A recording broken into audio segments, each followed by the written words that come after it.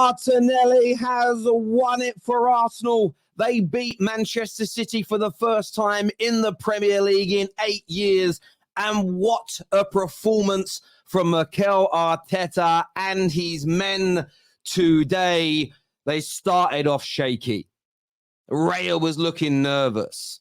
The ball wasn't moving around too well. And it's kicking off right now. Haaland's kicking off. The City players are losing their heads. 3 domestic defeats on the bounce, but Arsenal grew into this game. Declan Rice dominated that midfield. Saliba and Gabriel. What an absolute partnership. What an absolute partnership they had today at the back. Defensively from Arsenal, an absolute master class. They didn't overcommit as we've seen them do before against City. They didn't go gun-ho as we've seen Arsenal do. They were cool. They were calm. They were collected. Who have we got, they said, to replace Saka on the right? Gabriel Jesus. Martinelli came on. Of course, grabs the winner. We'll speak about him in a few moments' time. Jorginho started poorly, but got better in this game. Zinchenko, excellent for large parts of this match. And then the game changers, the substitutions at exactly the right time by Mikel Arteta. Absolutely the right time from him. Thomas Partey came on and made a difference. Wasn't fit enough to start and play 90 minutes, but did his job impeccably well. Martinelli, the goal scorer, but a big shout out has to go to Kai Havertz. Played that traditional centre-forward role. And a lot of people, when he came in, that maybe the idea would be for us to have an old-fashioned traditional centre-forward type role for him in certain games. And he did that today. He was cool. He was calm, collected. He rolled that ball to Martinelli. Yes, there was a deflection with the shot. But I think Arsenal Football Club today deserved that little bit of fortune because they were robbed. Let us not get it twisted. They were robbed today, and we will move on to that later in the show. But this was an Arsenal coming of age.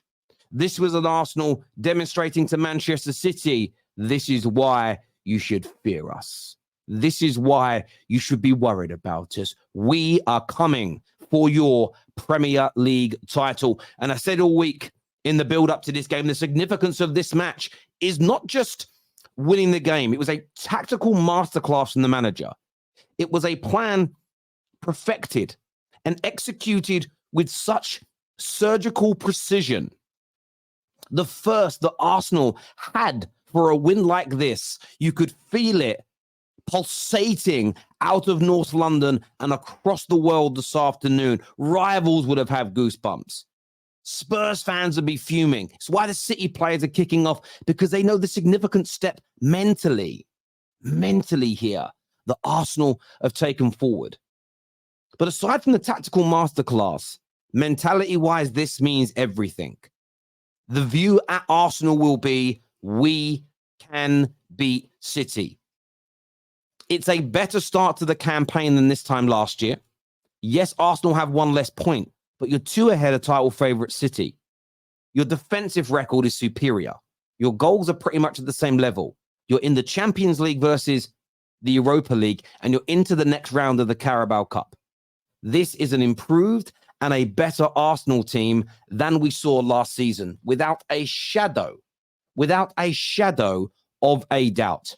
And getting over this hill today is, like I told you all a few weeks ago, and there's always going to be bumps in the roads and defeats, but Arsenal are scarier. They are more serious, and they are superior to the Arsenal we saw last season. The control is better. They conceded too many goals last year, and part of that was committing too many men forward at times, leaving themselves exposed at the back. And today, absolutely nothing of the sort. Nothing of the sort. Today was just about sticking to a game plan and having the mentality, I repeat, to see it through.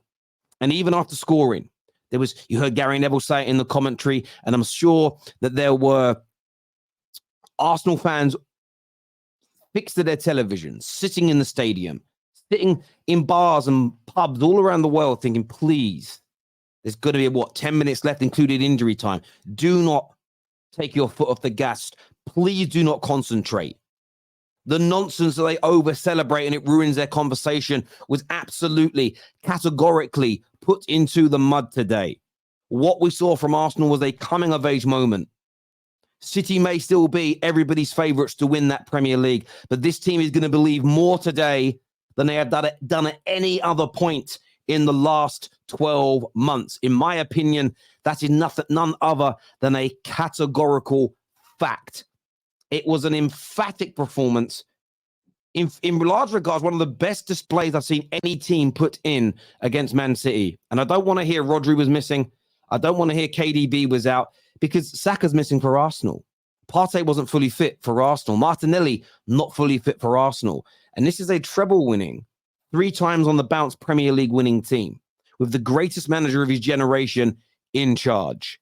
This was nothing short of sensational. And some will say it's at home. They should be expected to win. It's only 1-0. It's not about the points. It isn't about the goal. All of this stuff's great. This is all garnish. This is all side dishes.